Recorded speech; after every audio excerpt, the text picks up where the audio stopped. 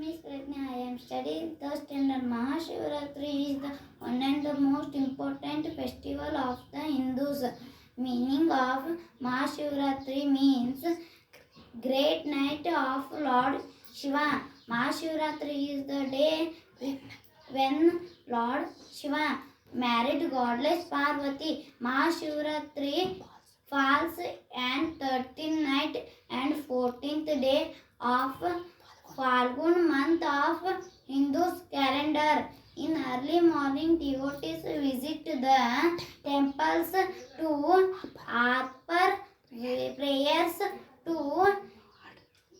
Lord Shiva. In prayers, people chant slogans like Hara Hara Mahadev and Om Namah Shivaya. Thank you.